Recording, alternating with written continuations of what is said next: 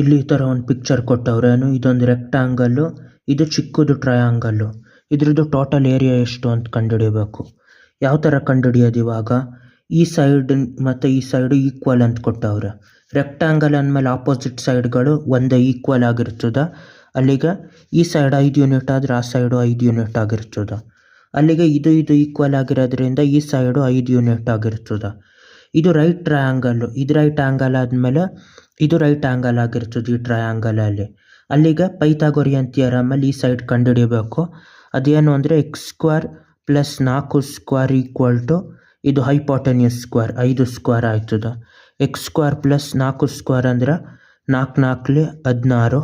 ಅದೇ ಥರ 5 ಸ್ಕ್ವೇರ್ ಅಂದರೆ 5 5 25.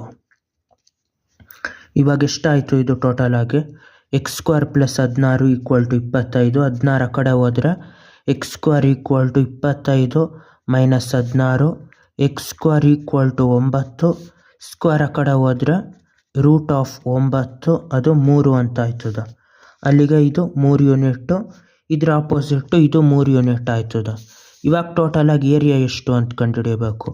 ಏರಿಯಾ ಅಂದರೆ area of rectangle plus area of triangle ಕಂಡುಹಿಡಿಯಬೇಕು. ಏರಿಯಾ ಆಫ್ ರೆಕ್ಟಾಂಗಲ್ ಅಂದ್ರೇನು, length times of breadth, length into breadth, plus ಇದು area of triangle half times of base times of height. ಇದು half times of base times of perpendicular height.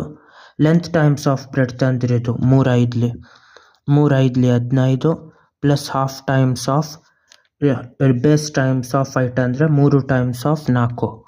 3 times of 4, 2 1 2 2. First ಕೂಡ ಗುಣಿಸೋದು ಮಾಡಬೇಕು. 3 5 15 plus 2 3 6, 6 1 6. 15 + 6 ಅಂದರೆ 21.